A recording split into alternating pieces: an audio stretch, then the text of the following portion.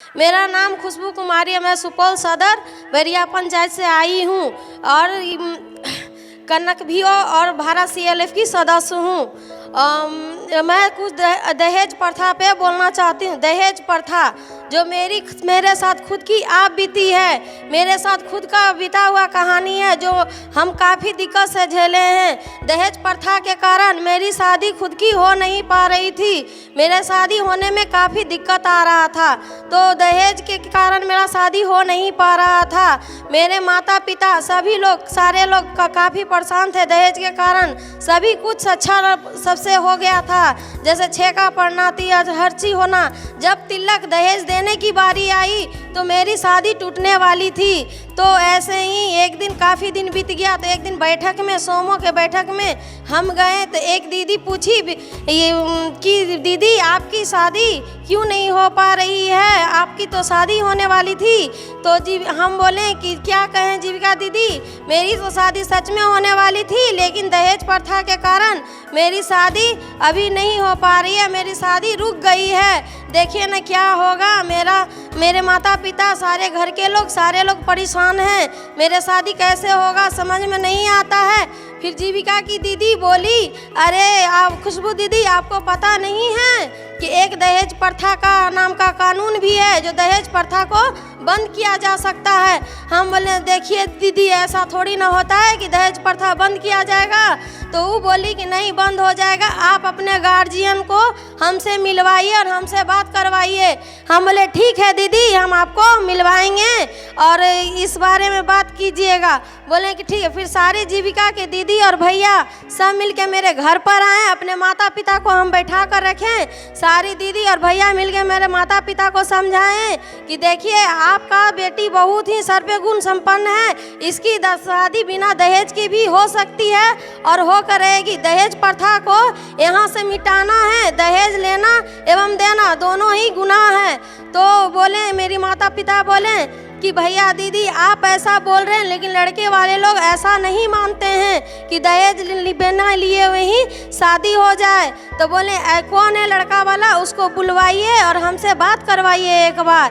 तो दीदी, मेरे माता पिता बोले अगर आप इतना ही हमको समझा रहे हैं तो हम ठीक है, लड़का वाला को हम अपने घर पे बुलाएंगे, एक बार आप समझाने की कोशिश कीजिएगा।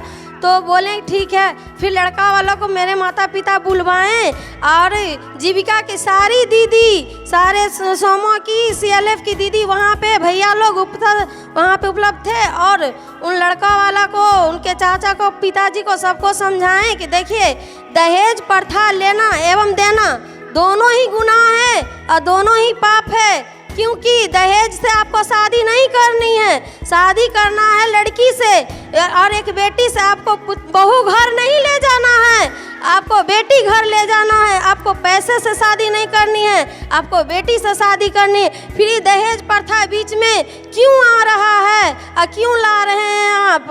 फिर बोले कि ऐसा थोड़ी ना होता है कि शादी बिना दहेज के हम कर लेंगे। तो नहीं, देखिए अगर आप नहीं मानिएगा तो हमारे पास काफ़ी उपाय हैं जिससे हम आपको मना लेंगे। आप नहीं मानिएगा तो दूसरे लोग दहेज के बिना भी शादी कर लेंगे। फिर वो बोले कि ठीक है, हम अभी तो यहाँ से जा रहे हैं, 1-2 दिन के बाद फ़ोन करके बताएंगे।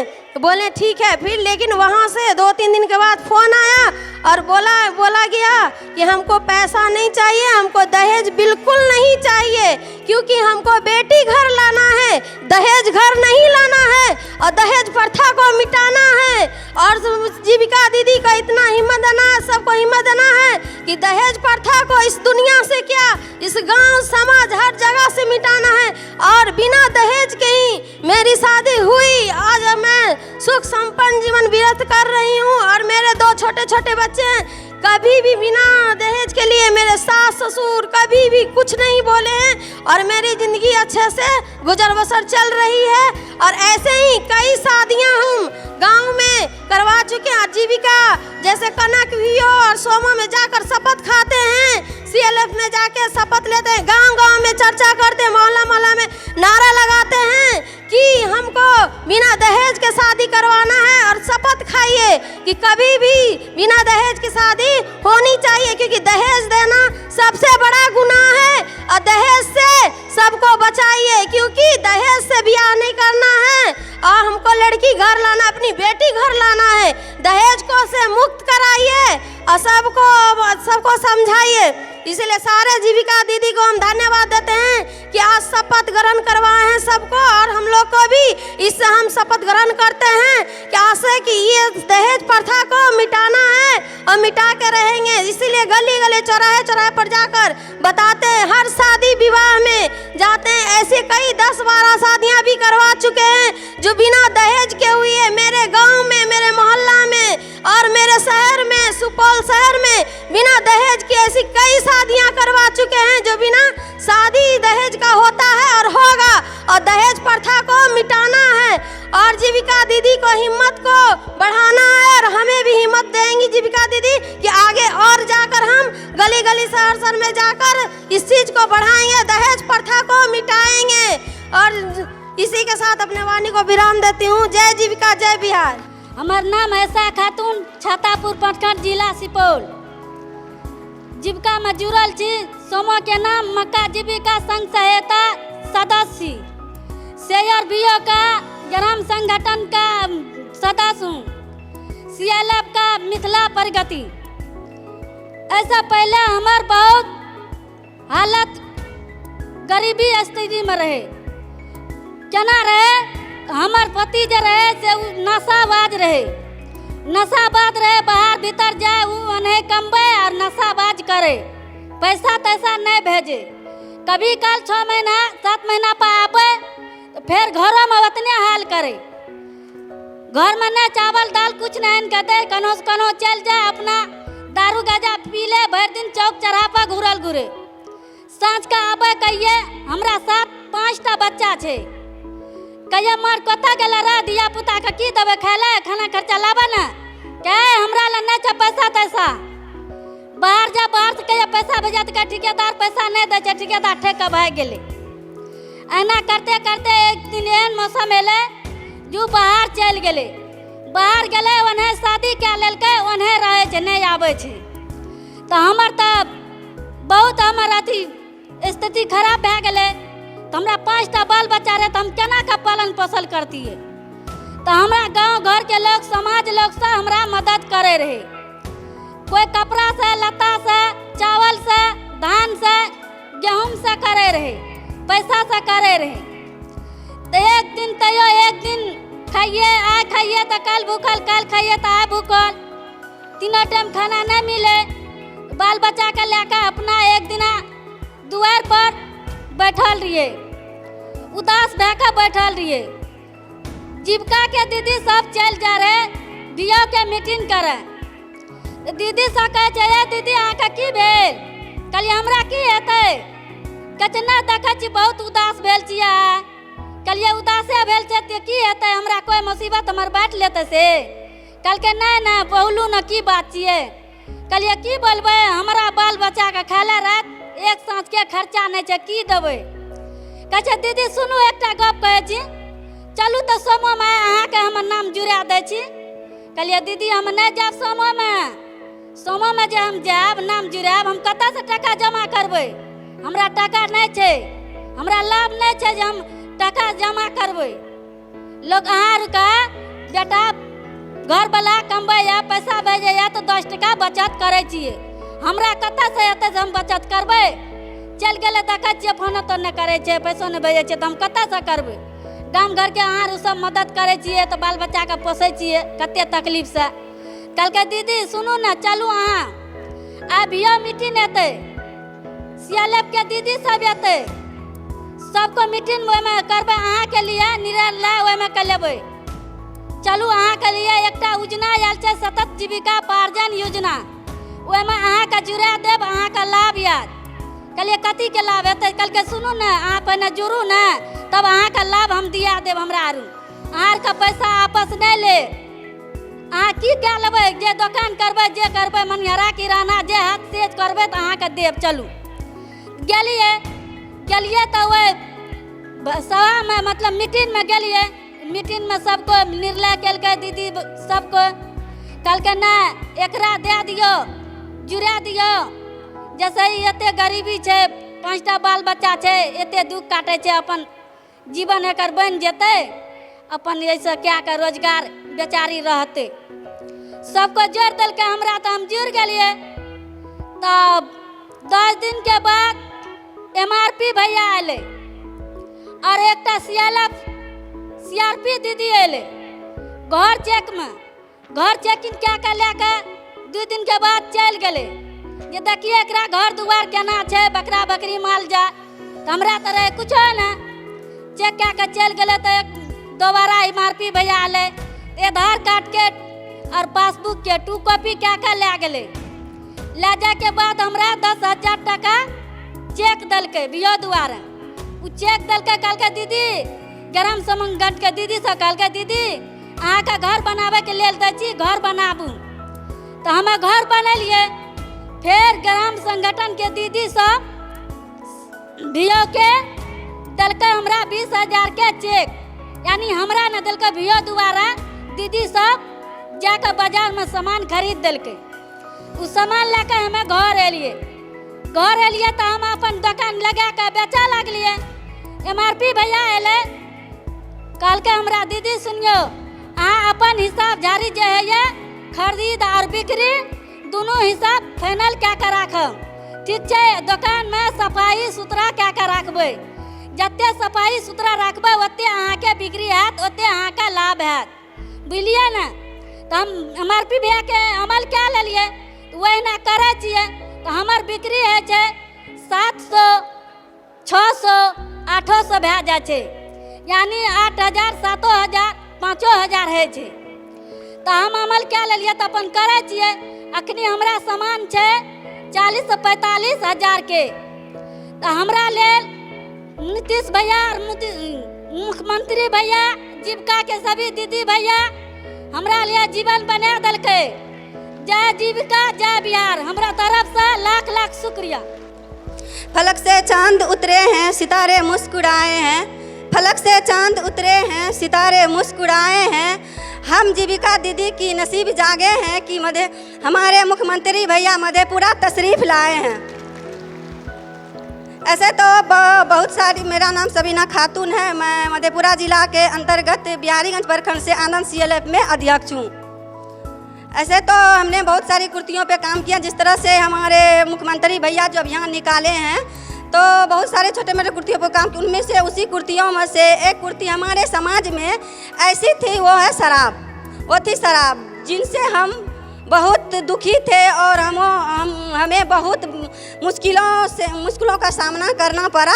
उसी पर मैं टूटी फूटी लफ्ज़ों में कहना चाहती हूँ उसी के बारे में।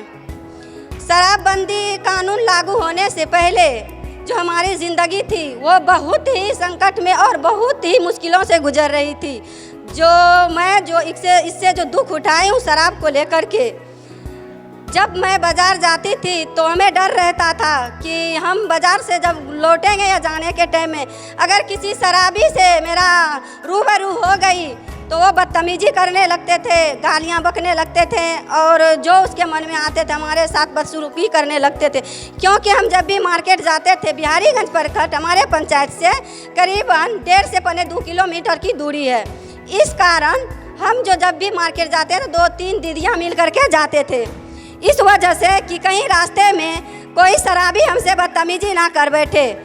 तो हमें जब मार्केट से हम लौटते थे तो हमको साइड होना पड़ता था। जब शराब पीने वाले गुजरते थे हमारे रास्ते से तो हमें कुछ देर के लिए साइड होना पड़ता था। जिन वजहों से हमको घर पहुंचने में रात हो जाती थी और घर वाले भी हमरे पर बोलते थे कि इतनी देर हो गई। उसके बाद पड़ोसी में भी 2-4 पीने वाले थे जो हम सोते वक्त हम उनसे परेशान रहते थे। 12 बजे 1 बजे रात में वो अपने महिलाओं के साथ मारपीट करते थे और बच्चे के साथ करते थे तोड़फोड़ सामान, जिनके कारण हमको उठ करके उनको छुड़ाने के लिए समझाने के लिए जाना पड़ता था। इसी छुड़ाने और समझाने के दौरान उनसे हमारी भी झगड़े हो जाते थे और हमारे शौहर से भी हो जाते थे, क्योंकि हम जाते थे वहाँ पर बोलने के लिए, हमको बहुत दुख होता था। इस चीज़ से हमारी नींद खराब होती थी। और एक महिला को अगर गलत लफ्ज बोलते थे तो उससे भी बहुत दुखी, क्योंकि हम भी एक महिला थे, हमें भी इस चीज़ की बुरी लगती थी कि उनको गंदी गाली दे रहे हैं तो वो मुझे भी लग रहा है। इसीलिए इसी के कारण हमारे शौहर से भी गाली गलौज होते थे। मैं जो हूँ कुछ दिन दिल्ली में रही हूँ, 2007 से अपने घर धरी, जब मेरे सास ससुर डेट कर गए तो ये शराब को लेकर के मैं अपने शौहर को दिल्ली भी नहीं जाने दी डर से, क्योंकि वो लोग तरह तरह की बातें बोलते थे, तुमको ये कर देंगे। कभी कभी आंगन घुस जाते थे, पी करके बदतमीजी करते थे। तो उनको हम जो कंपनी में काम करने वाले थे मेरे शौहर, उनको हमने गद्दा का काम करवा दिया इस मजबूरी को लेकर के। तो इस तरह की हमारी ज़िंदगी थी शराब बंदी से पहले। तभी ऐसे ही हमारी ज़िंदगी इन दुखों से कट रही थी। तभी 2016 में हमने जीविका में 2012 में जुड़ी थी, जिनका लाभ से बहुत कुछ किए हैं। तभी इस 2016 में जो लागू हुआ ये शराबबंदी कानून, एक रैली निकाला गया था मधेपुरा में, जिनमें हम बीयू द्वारे हम लोग आए थे, हम दीदियाँ, तो उसमें शामिल हुए थे, भाग लिए थे। उन्हीं में कुछ प्रशासन भैया सब स्टेट पर बताए थे शराबबंदी के बारे में कि हमारे मुख्यमंत्री भैया ने ये शराबबंदी का कानून लगाए, इसके लिए अभियान शुरू किए हैं, तो आप लोग का हमको सपोर्ट चाहिए, क्योंकि आप ही दीदी के घर में ये शराब का सेवन होता है, उपयोग होता है। जब तक आप लोग सहयोग नहीं कीजिए हम कुछ नहीं कर सकते हैं। इसी दौरान हम लोगों को 2 मोबाइल नंबर टोल फ्री दिया गया था, 1834 56 268। एक नंबर था 15 545। ये नंबर मिलने के बाद और इन बातों को सुनने के बाद मेरे दिल में बहुत बड़ी जो है ना ताकत पैदा हुई, हौसला पैदा हुई, क्योंकि हम इन चीज़ों से बहुत परेशान थे, शराब से। तो हमें लगा कि जब हम ऐसे जाते हैं तो लड़ाई झगड़ा होता। अब तो हमारे मुख्यमंत्री भैया ने इनका कानून इन पे लागू किए हैं, तो जाहिर है हमें इससे मदद मिलेगी और हमें अब हम इसको ख़त्म कर सकते हैं। इससे हमको बहुत ताकत मिली।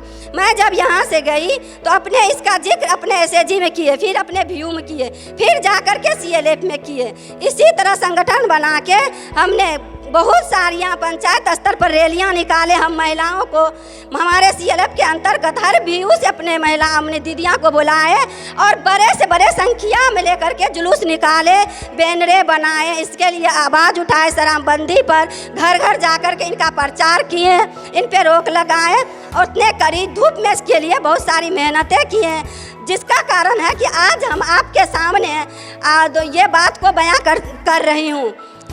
इसके बाद हमने एक बड़े संगठन अपने दीदियों के साथ बनाए, जो हमको बहुत बड़ी मदद मिली। दीदी का एक संगठन बनाए, जो भी पीने वाले थे उससे जो है उसको समझाने के लिए, क्योंकि अकेला मैं करती थी, मेरा पंचायत इतना ख़राब था कि मेरे साथ कुछ भी हो सकता। इस डर से हमने बहुत सारी दीदी को ग्राम संगठन से लेकर के उसमें से 12 दीदी का संगठन बनाए, इस पे बातचीत करने के लिए। इसी तरह से हमसे भी ज़्यादा प्रेरित मेरी एक आला हजरत स्वयं सहायता समूह की जलीखा दीदी थी, जिनके शौहर डेली पी करके आते थे और मार पीट करते थे, और घर में कभी सब्जी लाते थे तो चावल नहीं, चावल लाते थे तो सब्जी नहीं। जब हम बैठक किए थे मेरी दीदी, जब हम इन बातों को रखे अपने ग्राम संगठन SAG में, तो मेरी दीदी आई कहने के लिए कि सबीना दी तू तो मतलब देखे छी कि वो मेरी बाजी लगेगी, हमसे बड़ी है बहुत, कि सबीना तू तो देखे छी हमरा साथ की हो रहा है, अगर ऐसा कानून निकल तो हमारे जो है कनिटा सहयोग कर चल समझिए। तो हम लोग सब दीदी जो टीम बनाए थे, फिर हम उसके यहाँ गए उनके शौहर को समझाने के लिए, मगर वो तो पी के नहीं टेम थे, वो नहीं बात को माने, बोले ऐसे ही करती, इतना दिन से शराब में पी रहा हूँ, कोई रोकने वाला नहीं है, और तुम महिलाओं जो है कैसे रोक देगी।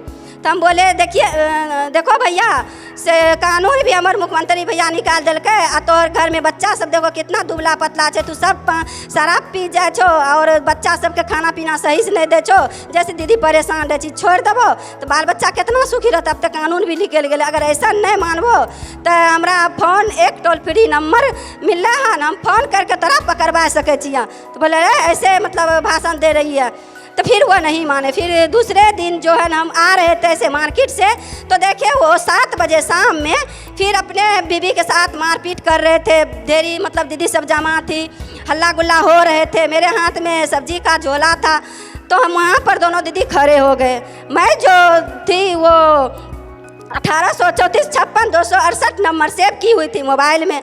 तो हम देखे वहाँ पर पूरा बुरी स्थिति थी। हम उनसे पहले भी उनको समझाए थे, फिर हम उनको 2-4 बात बोले और बोले कि नहीं तू नहीं मानबो, हम देखो फ़ोन करे छिए। तो वो तो बेहोश थे, उसको होश था नहीं कि हम क्या बोले नहीं बोले। बस हमको भी लगा कि ये नंबर जो दिया गया है तो हमें इसे एक बार जो है ना यूज करना चाहिए कि प्रशासन हमारी साथ देती है या नहीं देती है। ऐसे लगा कि चलिए एक बार ट्राई करते हैं कि यह बात सही है या नहीं है। तो मैंने उस नंबर को डायल किए और अपना नाम नहीं बताए, क्योंकि हमें इस समाज से डर था कि मैं नाम बताऊंगी अगर कोई बोल दिए, क्योंकि प्रशासन भैया भी जो है ना कुछ है तो कह देंगे, तो बड़े बड़े आदमी है, हो सकता है हमारे साथ लड़ाई झगड़ा। तो मैं नाम नहीं बताई और उन पर फ़ोन किए कि देखिए प्रशासन भैया यहाँ पर इसके यहाँ इस टोले में जो शराब पी करके रोड पे दंगा फसाद कर रहे हैं, आप यहाँ आ जाइए। हमको जो है जीविका द्वारा रैली में ये नंबर दिया गया था। तो हम ऐसे बोल कर पता नहीं आएंगे या नहीं आएंगे, हम अपने घर के तरफ सब्जी लेकर के चल दिए। तो जब तक मैं अपने घर तक पहुंची तभी इधर खूब हल्ला लगने लगा कि पुलिस आए फल्ला आदमी के यहाँ उनको पकड़ लिए। तो हो हल्ला होने लगा। तो हम गए, यहाँ से हम सब्जी रखे और दरबार मार के गए देखने के लिए। मेरी हौसला और बढ़ गई कि चलो ये तो हुआ कि हमारे फ़ोन करने पर हमारे प्रशासन भैया आए हैं। तो हम गए देखने के लिए, तो उनको देखे कि पकड़ के ले गए। जब पकड़ के गाड़ी में बैठाए तो कुछ लोगों ने, क्योंकि हम तुरंत बोल के गए थे, उस वजह से जो 2-4 पीने वाले थे उनकी बीवियां थी, कुछ लोगों हमसे बहुत उलझ गए। मतलब हमसे लड़ने लगे कि तुम अपने आप को ये समझ गली वो समझ गली, बेचारा कहनो रे की करते, पुलिस नहीं करते, ला गए पकड़ के, गरीब बेचारी से केना छोड़ेते, पैसा नहीं छे, कहनो रहे तो आखिर सौहर रहे, कहनो छे तो सौहर छे। मतलब कुछ दीदी हमसे झगड़ने लगी, बहुत सारी बातें हमको ताने सुनने पड़े। फिर हम बोले ऐसा कुछ नहीं। तो मगर मेरी जुलेखा दीदी जो थी वो भी कुछ अति हो गई कि पकड़ के ले गए, क्या होगा नहीं होगा। फिर प्रशासन भैया जो है उसको जो है ना 24 घंटा रखे, उसके बाद शाम तक रखे, सुबह में उसको छोड़ दिए। फिर मतलब बस्ती में जो भी 2-4 आदमी थे गए, बातचीत किए। जब वो वहाँ से आए तो उसके साथ मारपीट किए थे। जब वहाँ से आए तो वो अपने बच्चे को पकड़ के खूब रोने लगे और अपने बीवी को पकड़ के रोने लगे और बोले कि अब हम शराब नहीं पिएंगे, कभी नहीं पिएंगे। तो फिर हम लोगों में एक जुमा की नमाज होती है, जो सारे मर्द काम छोड़ के अपने दुकानदारी बंद करके मस्जिद जाते हैं, वो आदमी कभी भी मस्जिद में दाखिल नहीं हुआ था। अगले ही दिन आज आए, अगले ही दिन जुमा था, तो वो नहा सोना के वजू करके और मस्जिद के लिए निकल पड़े। इन बातों से हमारे समाज में बहुत बड़ी जो है ना ताकत आई और लोग समझे कि एक दिन के जेल जाने से, ये देखिए जो बंदा कभी भी मस्जिद दाखिल नहीं हुआ था वो आज मस्जिद गए। जुलेखा दीदी दरबार मार के मेरे पास आई और बोली सबीना देखिए कि बेचारा अब की होते नहीं होते, मगर आज तक हम कहते कहते थक गए। आज तक कभी भी पूरा बस्ती के लोग कह के थक गए, कम से कम जुमा के नमाज तो पढ़ल जाल करो, कम से कम मुसलमान छो तो एक बार जुमा के नमाज तो पढ़ना चाहिए। मगर वो कभी बात के नहीं मान लके। मगर आकरा इतना दहशत हो गया कि आ वजू करके देख जुमा के नमाज पढ़े ला निकल ले। इस बात से हमको भी बहुत खुशी हुई और हमारे अंदर जो है और भी जज्बा जो है ना पैदा हो गया कि हमको लगा कि अब हम प्रशासन के हेल्प से, मदद से हम चाहे, अगर मेरी दीदियाँ चाहे तो हम इस चीज़ को ख़त्म कर सकते हैं। और मेरे दिल में और भी हौसला पैदा हो गया और हम बहुत खुश हुए। वो मस्जिद जाने का रास्ता मेरे ही घर से आगे है जाने का। जब नमाज ख़त्म हुई तो वो आए तो हमको लगा कि वो तो हमको गाली बहुत दिए, तभी हम उनसे थोड़ा सा मिल लेते हैं। तो वो जब जुमा पढ़ के वापस आए तो हम उनको सलाम किए, क्योंकि वो रिश्ते में हमारे जीजा लगते थे। तो हम उनको सलाम किए कि भैया क्या हाल है। तो वो मुड़ी झुका लिए, बोले कि सबीना आप जे छन हम क्रिया रोने लगा, बोला हम अब नहीं पीबे शराब। आप बोल दिलिया, आप तू हमरा कन कहियो नहीं जाइयो। इन बातों से 2-4 गो दीदी थी, वो भी बहुत खुश हुई। उसके बाद जो है अगले दिन वो रिक्शा लेके गए कमाने के लिए। तो शाम भर दिन सुबह से गए, शाम को आए और उनकी बीबी खुशी से उसके बाल बच्चे सवेरे खाना बनाए और उनको खिलाए और भेजे। रिक्शा चलाने गए और शाम में वो घर का पूरा राशन राशन लेके आए काम करके। उसके बाद 150 रुपया भी आ करके जुलेखा दीदी को हाथ में दिए। इस बात से जुलेखा दीदी बहुत खुश हुई कि इतने दिनों में आज तक हमको 1 रुपया नहीं दिए थे। आज शराब छोड़े तो देखिए वो घर का पूरा सामान भी लाए और 150 रुपया कमा करके भी दिए। तो इन बातों से बस्ती में चर्चा हो गई, मतलब बातें होने लगे। तो जितने भी पीने वाले थे जब हम रास्ते से गुजरते थे तो वो डरने लगे। और एक रोज़ तो ऐसा हुआ कि एक आदमी पिए हुए थे और हम आ रहे थे, तो वैसे मुंह देखे हमको, बोले कि नहीं दीदी हम शराब नहीं पिए हैं। जिस दिन से नसीम भैया गेला न जेल वही से हम छोड़ दिलिए हन। और की कहे यहाँ फोन न करबे पुलिस आर हम छोड़ दिली, मगर वो शराब पिए हुए थे। तो हमको लगा कि चलिए शराब ये बोला मगर इनको डर तो हुआ, तो हम बोले लगता है छोड़ देगा। वो आदमी भी धीरे धीरे छोड़ने लगे, क्योंकि हम दीदी से मिलते थे डेली। तो बोली नहीं बहुत डर हो गया है, अब जो है ना कभी कभी पी के आ जाता, मुझे लगता है अब छोड़ देंगे।